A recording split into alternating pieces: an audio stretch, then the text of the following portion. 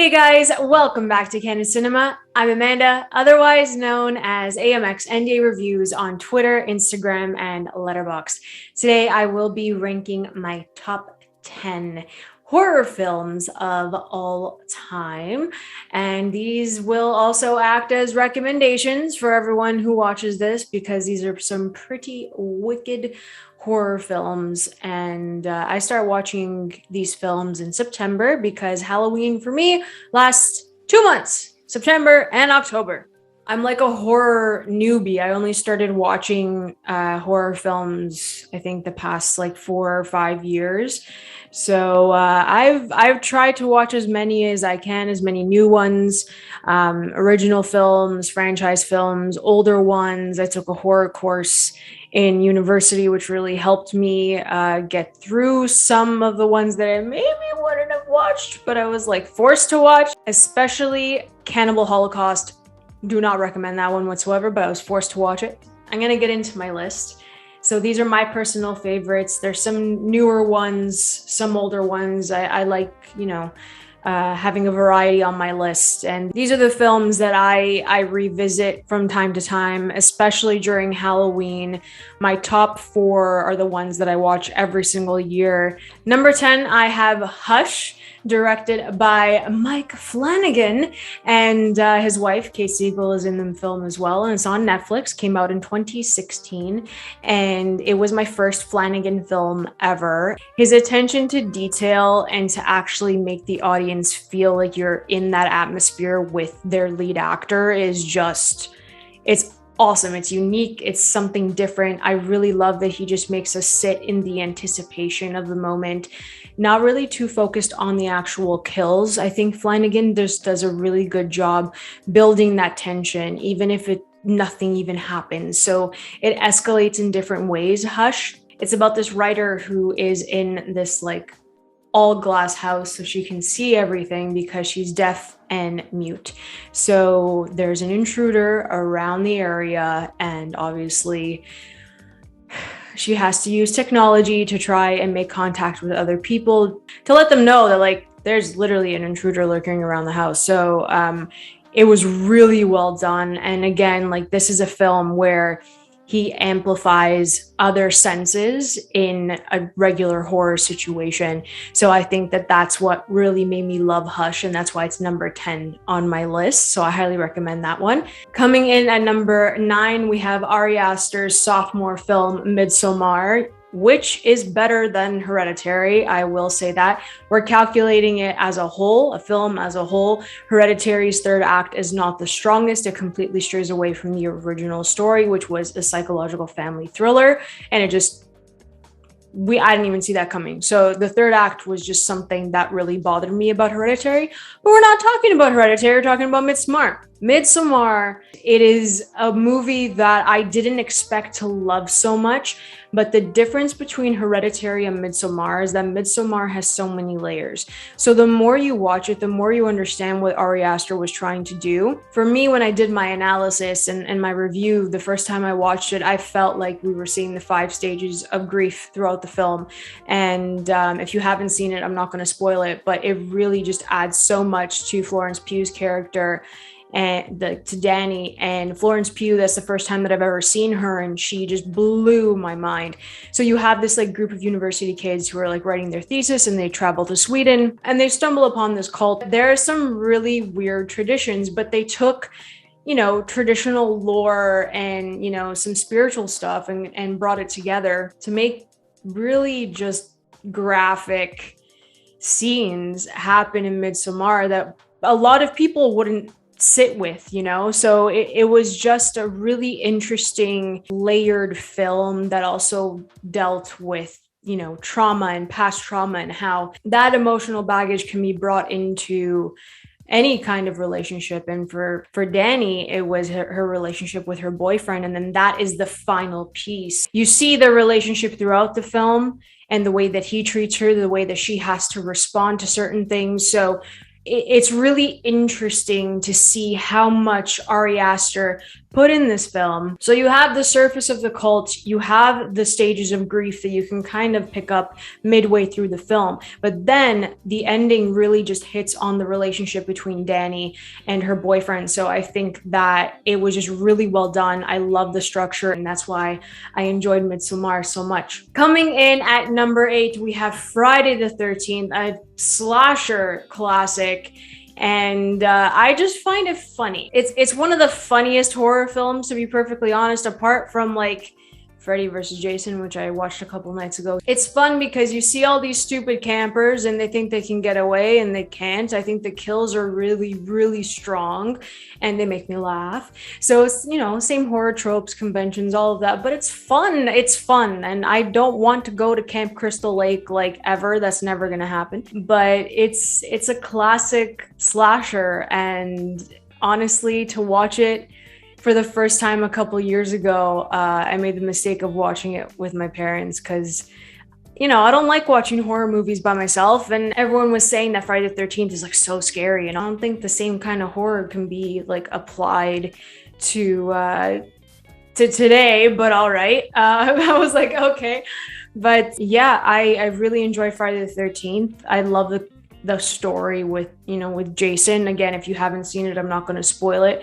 I think the whole situation with him and his maternal figure is quite interesting. So you do have some backstory, which is great, but Jason's an iconic character and it was a lot of fun. Friday the 13th. Coming in at number 7 is The Conjuring by James Wan. I didn't sleep for 2 days after that one. I think James Wan really creates strong visuals, and he paints a picture within the frame that's very eerie, dark, and horrific. I'm someone who believes in the supernatural, so to like watch Ed and Lorraine's story unfold in The Conjuring, I got scared. I did get scared. He did a fantastic job with it. And whenever it says like based on a true story or based on, like, it does affect you. Sometimes they lie to make it more interesting, but in this particular case, like, this is real. I've personally experienced some supernatural stuff happening to me after a loved one's passing. So it's something that exists. And that's why The Conjuring is one of the scariest films out there. So I love it so much, and James Wan does a great job. Patrick Wilson's incredible. Vera Farmiga's incredible. So that's definitely up there, and I highly recommend The Conjuring with the lights on in the middle of the day. Coming in at number 6 is Jordan Peele's Get Out, and this is the better film versus Us, which is a sophomore film. As a whole, as I've said with Hereditary, I just prefer Get Out structure and storyline versus what had happened in Us. I think he did suffer from sophomore syndrome, if you want to call it that, because he was trying to do bigger and better and more complex, and then it just did not stick the landing for me, unfortunately. With Us, it was still an enjoyable viewing experience. I just think that he tried to do too much with that one. But with Get Out, I did not expect that story whatsoever. I was in love with this movie, the social commentary, the many layers of what Jordan Peele was trying to say, and the way that he presented it. The execution was really strong. It is a horror movie. I don't understand why people keep saying that it's not. A lot of people said that it was a comedy. I laughed at the comedic relief that was placed in certain scenes, but that shit is a horror movie, my friends. That is a horror movie. I don't care what you think. You say if you laugh, cool, that's great. But if you laughed for the reasons that, you know, it was placed in the script, then that's fine. But if you're laughing throughout for any other reason, better get that checked, my friends. I'm sorry.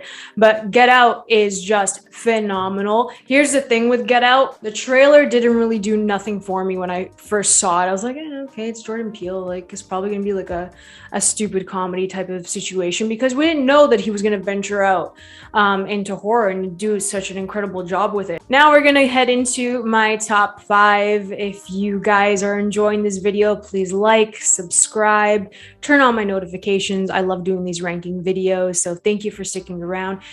Drop some of your favorite horror films in the comments. I want to know. I need to add to my list so we can have that conversation and see if I've watched anything that you guys have seen or the recommendations if I'm too scared to watch. So I'm going to go into my top 5. These top 5 films I watch every single year and I love them so much. Number 5 is Brian De Palma's Carrie.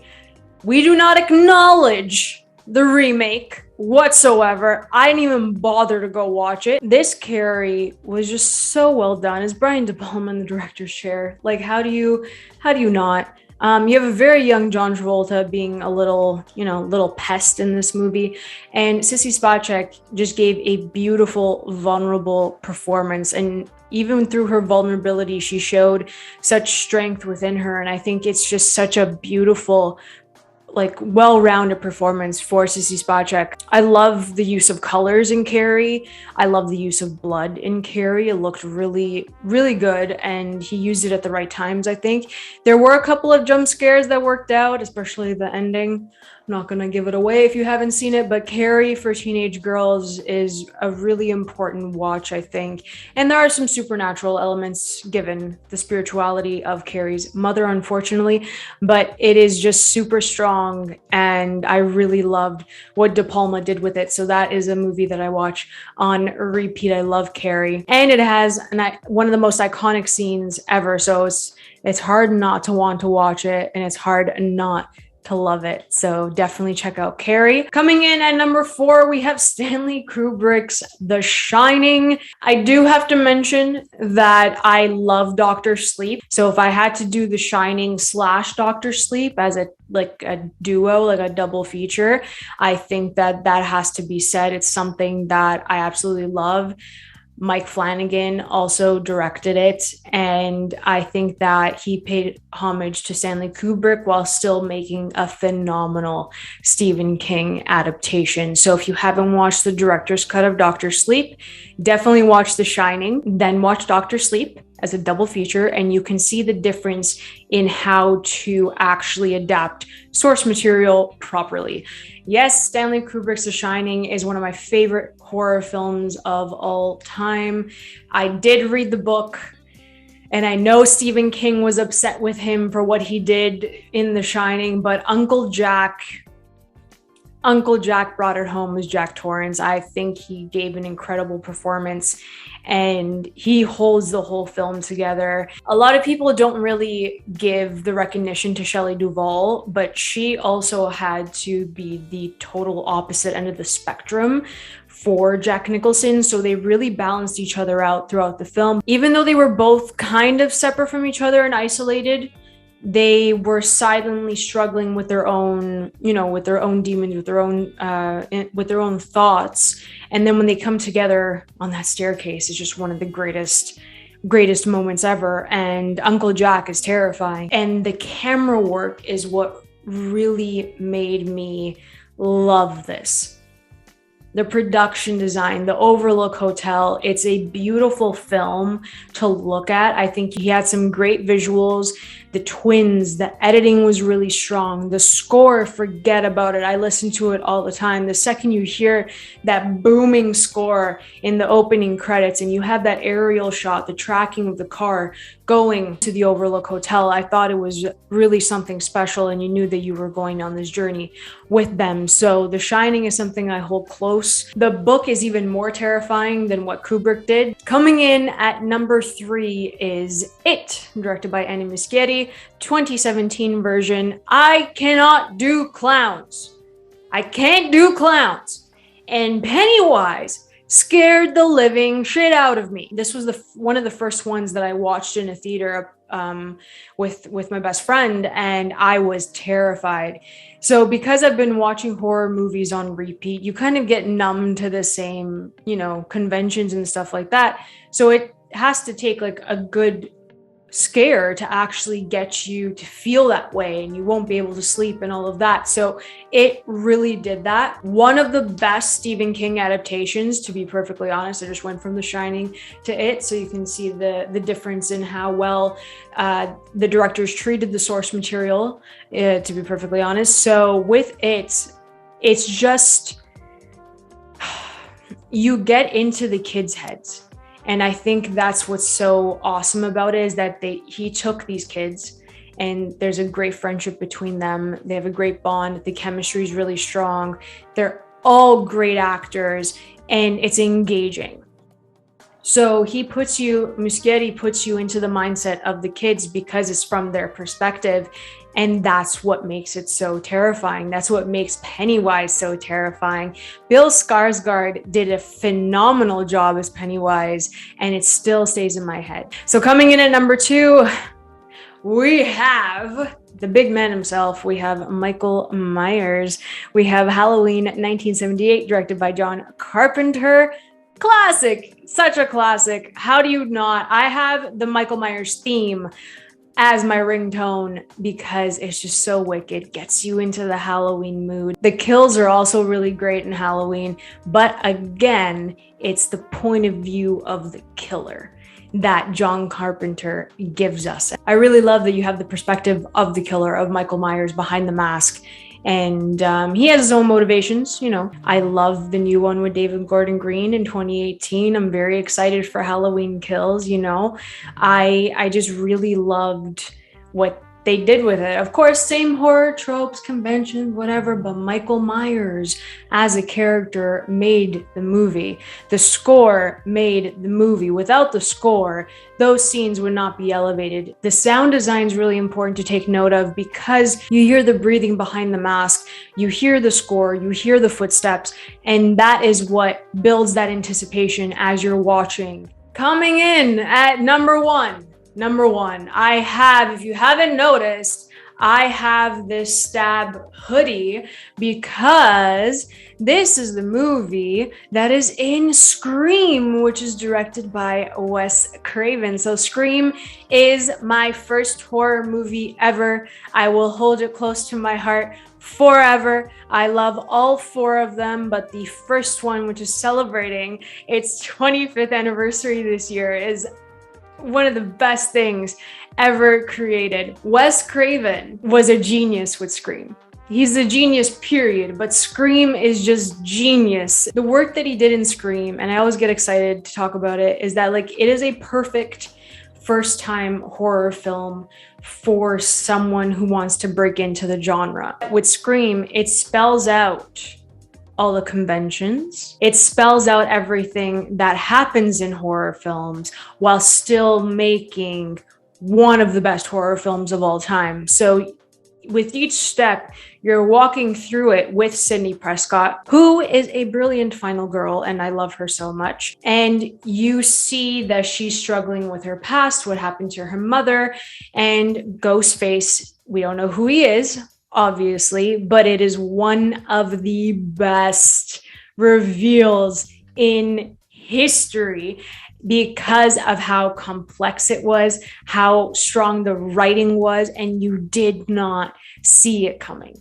You didn't see it coming. And I think that's what's so wicked about this. Even though he's spelling out the tropes in what not to do in these horror movie situations, or, you know, the cliches and all of that, he spells that out for us, and then he still crafts a fantastic story. And I think that's what's so awesome about it. So Scream's like textbook. If you're not watching Scream, what are you doing? You have to watch it. Like, that is the first thing that should be on your list. And because it's a first time horror film, as I said, it's very easy to get into. It's not that graphic. It's not that violent. It's more suspenseful. It's funny at the same time, but it is just perfect. It is a perfect horror film. So Scream is number 1. I love it so much. I watch it every single year on October 1st. And sometimes I go 2, 3, 4 if I haven't seen them in a while. So those are my top 10 horror films that I recommend to you guys. I watch these every year. If you guys enjoyed this video, please like and subscribe. If you want to keep up with me, I have 1,000,001 movies to watch in October. I'll be posting my horror movie marathons. We have Dune coming up. We have Halloween Kills coming up. We have so many films. Last Night in Soho we also have coming up. So October is stacked. Come join in on the conversation over at AMXND Reviews on Twitter, Instagram, and Letterboxd. I'll catch you guys next time. keep watching movies.